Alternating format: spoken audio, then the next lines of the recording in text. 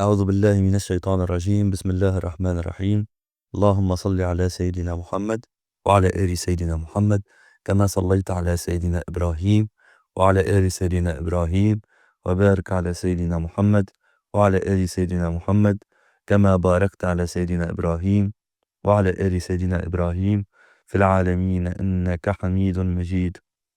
By the barakah of Sidi Shaykh, Sidi Mohamed Faouzi al-Karkari, قدس الله سره. Notes from lecture of November 2024, part 2. Before starting this video, I would like to state that this work would never have seen the light without Sidi Shaykh. If something is wrong, it will be from myself, and everything that is correct is from Sidi Shaykh. After Sidi Shaykh explained the vision of the cloud and how to maintain a constant vision of the star, the disciple asked Sidi Shaykh about the vision of the niche, al-Mishkat. In his response, Sidi Shaykh explained that it's all part of the path.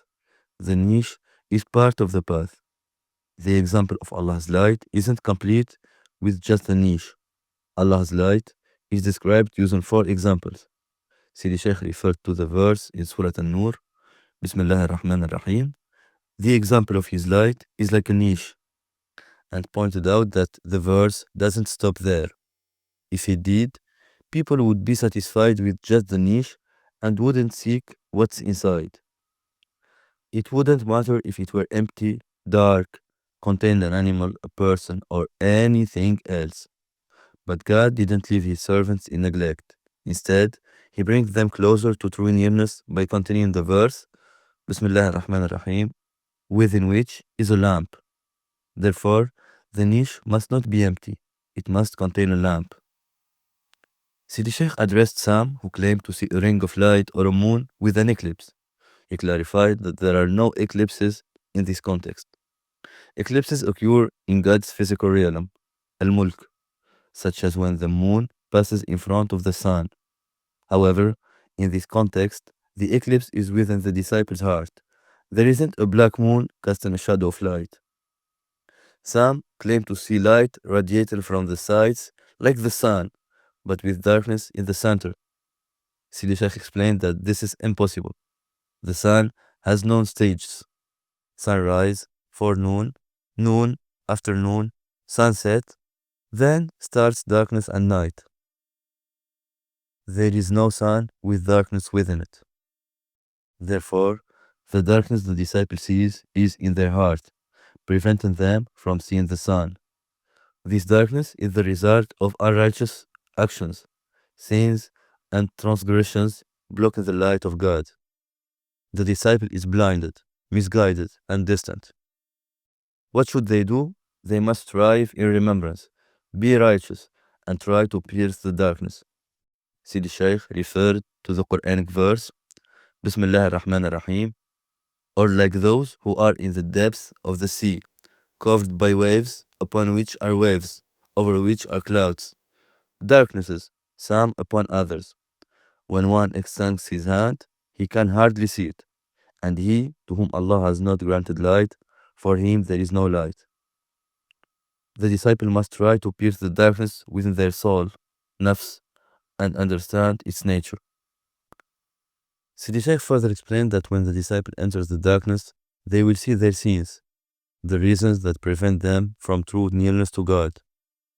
Thoughts will arise, and the disciple might say, Satan is stopping me. This is wrong. The disciple must understand that if they see the niche and enter it, and find darkness and thoughts arise, those thoughts are what's preventing them from reaching God's presence. These thoughts are their actions, whether they want to admit it or not.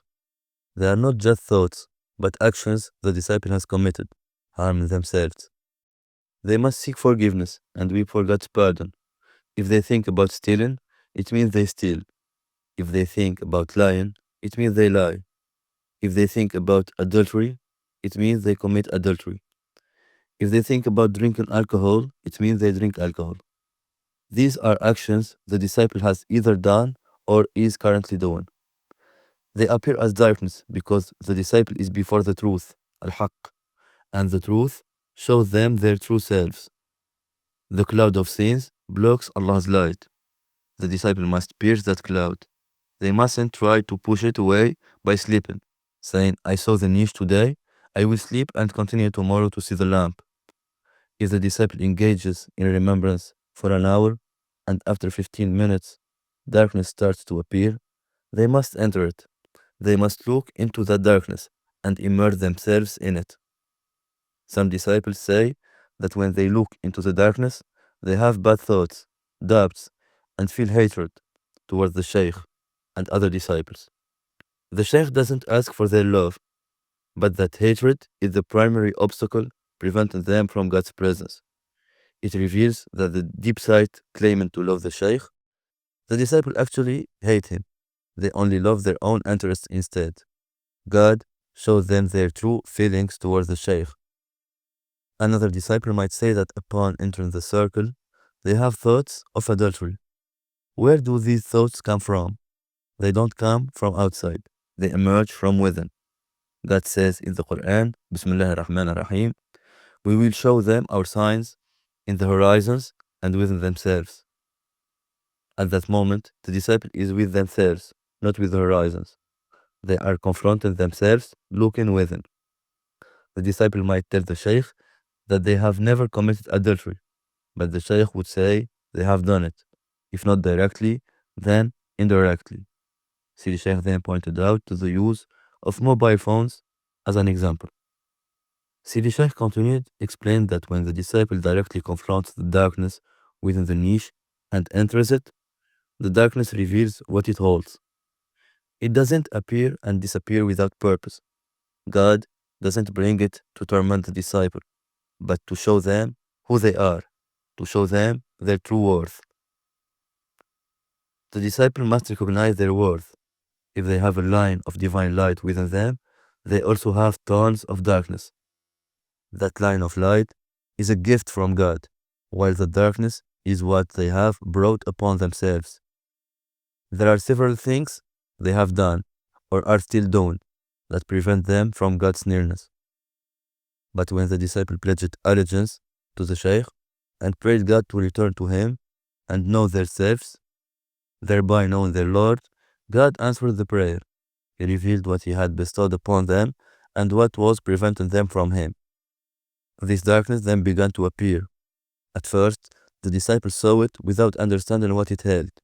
Now, it carries knowledge and information, but of a lower nature, pertaining to the lower soul, النفس السفلية, the commanding soul, النفس الأمارة, and the blaming soul, النفس اللوامة. The actions of the commanding soul resulted in a layer of darkness, a rust on the heart. The Prophet ﷺ said, hearts rust. What rusts these hearts? Sins, heedlessness, distance from God. This is the disciples' rust. The Prophet ﷺ continued, their polish is the remembrance of God. The disciple must remember God to cleanse and remove that rust. They must increase their remembrance, contemplation, discipline, humility, submission, weeping to God, and regret for what they have done. So, the disciple journeys through their darkness, as if there is no escape, darkness within darkness, because what they have brought upon themselves is immense, countless layers. The disciple wonders if they should give up. Yes, they can give up, but the disciple is the one who wanted to purify themselves, to wash their garment. They must make the effort, rub thoroughly, because their clothes are stained with grease. They must use plenty of cleaning products. These cleaning products are the litanies, al-awrad, the remembrances, al-adhkar, and the actions, al-a'mal.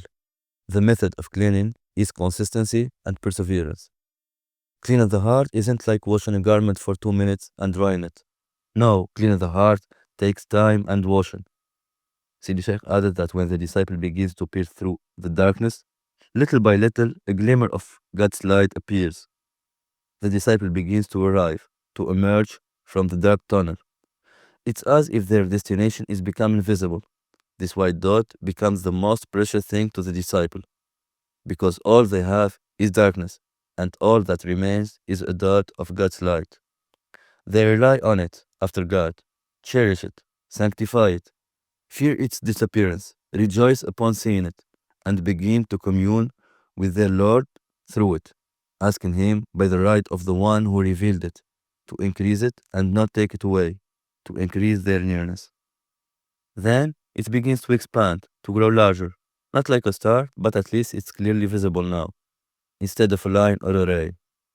It's now a dot, praise be to God, who drop from the ocean of the Prophet sallallahu alaihi wasallam, a letter from the prayer upon him, a good deed that brings them closer to the Prophet and to God, better than everything they have done since the beginning of their life until that moment.